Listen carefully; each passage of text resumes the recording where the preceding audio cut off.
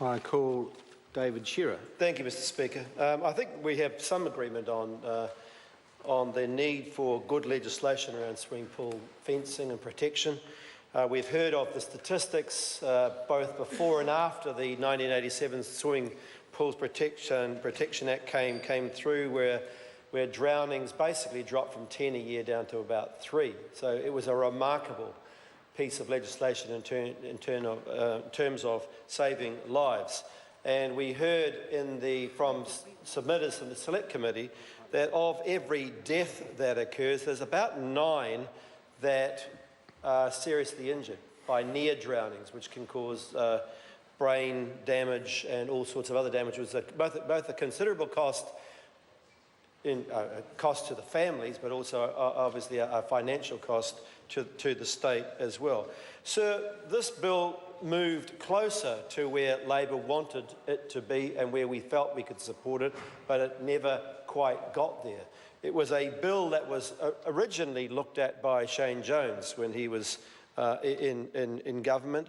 He was looking at it, though, in terms of how to enhance safety of children around swimming pools, at the same time looking at compliance cost, but strictly in that order. First of all, looking at safety, secondly, looking at the reduction of compliance cost.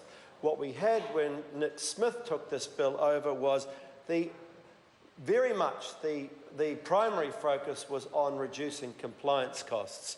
And so what I think we have done here is we have weakened the strength of the 1987 legislation in terms of protecting child safety.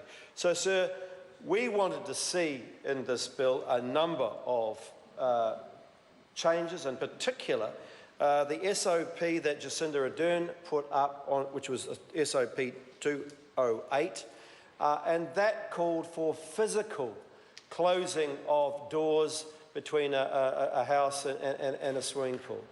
Not just an alarm where somebody's gone away somewhere, where there's music on loud, whatever, and the alarm is not heard or the alarm is faulty. A physical barrier to stop children being able to get to a body of water where they might drown. That was, I believe, a very sensible, pragmatic and life-saving measure, and I disagree with the previous speaker, Mr. Speaker, who talked about somehow this as being modern technology and alarms were just as good. I don't believe that that's true. I do believe that a physical self-latching door is very important for stopping young children being walking out into say, a patio area and falling into a swimming pool. An alarm cannot do and cannot achieve the same aim as that.